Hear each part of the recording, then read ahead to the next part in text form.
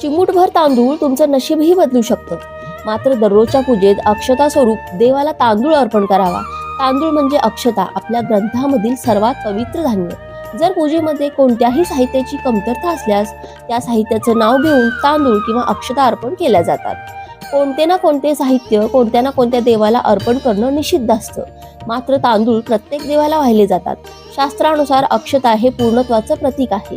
त्यामुळे पूजा करताना अक्षता वाहण्याचं महत्त्व आहे. कारण आपण केलेली पूजा अक्षतेसारखी पूर्ण असावी. मात्र पूजेच्या वेळी अक्षताच्च सुरश्रेष्ठ कुंकुमाक्ता सुशोभिता या मंत्रासह देवाला अर्पण केल्यास मनोकामना पूर्ती होऊन आपलं नशीब बदलायला वेळ लागत नाही. या मंत्राचा अर्थ असा की हे देवा, पूजेत कुंकवाच्या रंगानं सुशोभित केलेली अक्षतारूपी पूजा आपल्यासाठी अर्पण करत आहे. आपण याला स्वीकारून आपल्या भक्तांच्या भावनांना समजावं. व्हिडिओ आवडल्यास लाईक, सबस्क्राईब करा. श्री स्वामी समर्थ.